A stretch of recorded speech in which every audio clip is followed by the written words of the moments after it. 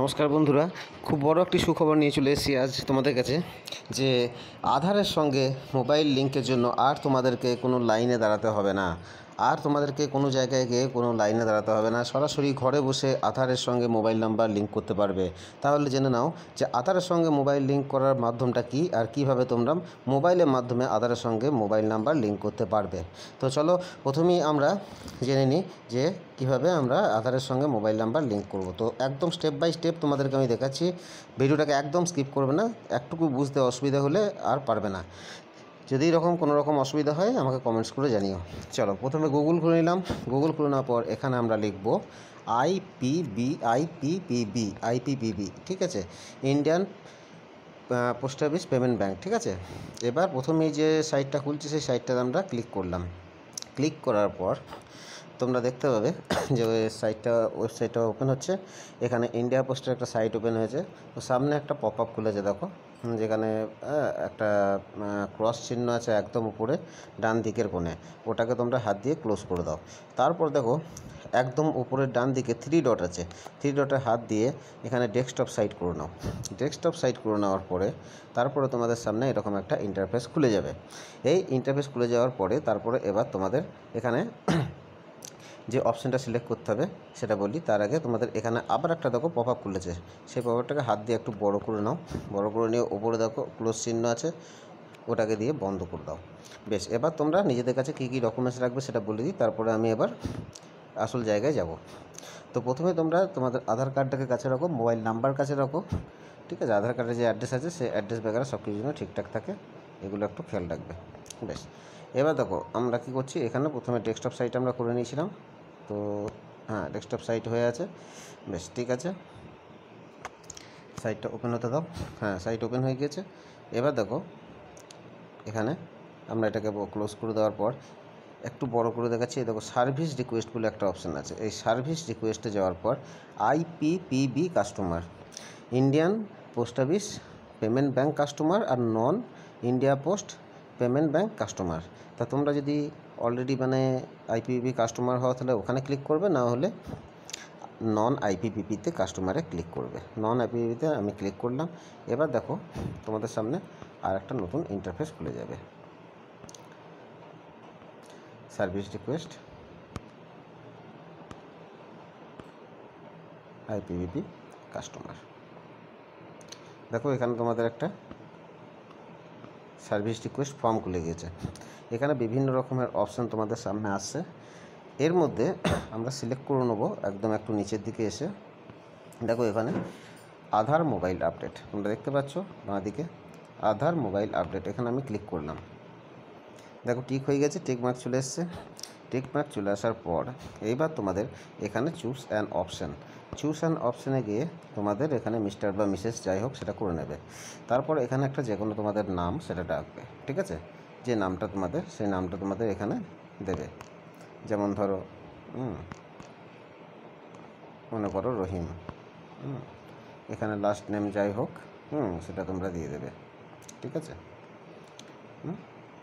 বেশ, তারপর এবার দেখো এখানে মোবাইল নাম্বার তোমাদের যেটা সেটা তোমরা দেবে, ঠিক আছে। 1 2 3 4, ঠিক আছে। একটা মোবাইল নাম্বার আমি এমনি পুট করলাম। কটা সংখ্যা হলো দেখো 4 5 7, বেশি হয়ে গেছে একটা। তোমাদের অবশ্যই নিজেদের মোবাইল নাম্বারটা এখানে দেখে দেবে, আমি এখানে তোমাদের বোঝানোর জন্য শুধুমাত্র দিচ্ছি। ইমেল আইডি থাকলে পরে দিতে পারো, না দিলে কোনো ক্ষতি নেই। বেশ, এবার এখানে একটা যে কোনো একটা অ্যাড্রেস দিয়ে দাও, ঠিক আছে। তোমার যেখানে বাড়ি সেখানে আশপাশের কোনো একটা অ্যাড্রেস তোমরা দিয়ে দাও। অ্যাড্রেস যখন দেবে তারপরে এখানে ধরো আমি এখানে দিলাম কলকাতা, ঠিক আছে, কলকাতা দিলাম। এখানে দিলাম হয়তো ধরো হাওড়া, বা এখানে হাওড়া দিলাম হয়তো, বা চলো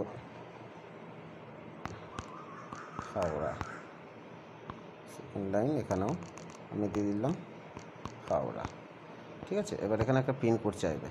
তা পিনকোডের সময় কী করবে, তোমার যে পোস্ট অফিস তোমার বাড়ির কাছাকাছি যে কোনো পোস্ট অফিস সেই পোস্ট অফিসের নাম লিখবে। এরকম ভেবো না যে আমি এখানে হাওড়া বা কলকাতা শহরের নাম দিচ্ছি বলে সেটার পিনকোডের সার্চে যে পোস্ট অফিসগুলো আসবে সেখানেই তোমাদের এই ফেসিলিটি পাওয়া যাবে, তা নয়। তোমরা এখানে তোমাদের বাড়ির কাছের যে পোস্ট অফিস তোমাদের যে পোস্ট অফিস সেই পোস্ট অফিসের পিনকোড এখানে এন্টার করবে। আমি এখানে কলকাতার যে কোনো একটা পিনকোড আমি মনে করো দিচ্ছি 7,12,000, তাই তো 700,012। চলো দেখা যাক এখানে কোনো পোস্ট অফিস সিলেক্ট করছে কি না। অবশ্যই আসবে। দেখো এখানে বউবাজার একটা পোস্ট অফিস পেলাম আমরা।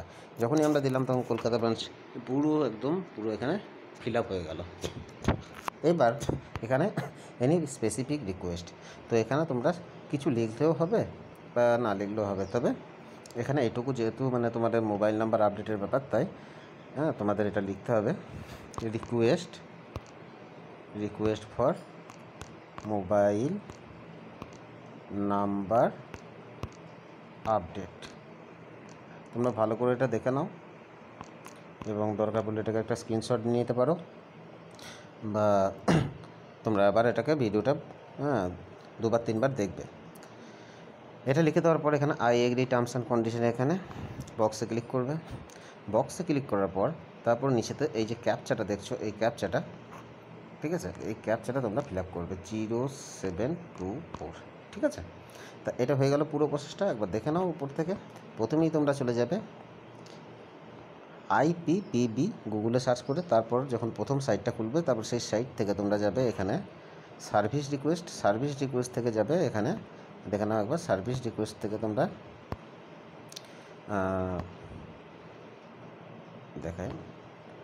সার্ভিস রিকোয়েস্ট থেকে তোমরা যাবে IPPB কাস্টমার বা নন IPPB। সবসময় নন IPPBটা কাজ করছে না লিঙ্কটা, ঠিক আছে। তো IPPB কাস্টমার দিয়ে তারপর ওই যে ফর্মটা তোমরা ফিল আপ করবে।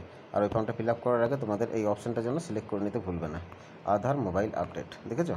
দিয়ে এই ফর্মটা আমি এখানে যেরকম ফিল আপ করেছিলাম, ফিল আপ করার পর এই ক্যাপচা দিয়ে এই ক্যাপচাটা লিখে এখানে, তারপর তোমরা এখানে সাবমিট অপশান আছে, দেখো ডান দিকের এখানে সাবমিট অপশান, এই সাবমিট অপশানে ক্লিক করে দেবে। ক্লিক করে দেওয়ার 7 দিনের মধ্যে বাড়িতে তোমাদের যে পিয়ন, যে পোস্টম্যান, সে আসবে। সে এসে তোমাদের ওই আপডেটের একটা কনফার্মেশন দিয়ে তোমাদেরকে চলে যাবে। আর একটা ছোট্ট অ্যামাউন্ট ওদেরকে দিতে হয়, ঠিক আছে। সেটা খুবই যৎসামান্য অ্যামাউন্টটা দিলে বাস 7 দিনের থেকে ম্যাক্সিমাম 10 দিন, 7 থেকে 10 দিনের মধ্যে তোমাদের মোবাইল নাম্বার আধারের সঙ্গে লিঙ্ক হয়ে যাবে। তাহলে এই হলো প্রসেস। যদি কোনো রকম তোমাদের বুঝতে অসুবিধা হয় বা কোনো রকম কোনো প্রবলেম আসে বা পিনকোড সার্চ করে না পাও, তাহলে আমাকে অবশ্যই কমেন্ট সেকশনে জানাবে।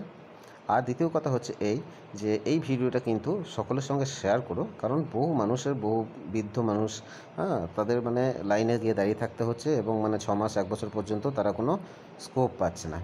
তো অবশ্যই তাদেরকে যদি হেল্প করতে পারো তো খুবই ভালো হবে। ভিডিওটা সকলের সঙ্গে শেয়ার করো, এমনকি ফেসবুকে সমস্ত জায়গায় তোমরা ভিডিওটি শেয়ার করো। আর চ্যানেলে নতুন হলে তুমি চ্যানেলটা সাবস্ক্রাইবও করো। ধন্যবাদ, আজকের জন্য এইটুকুই।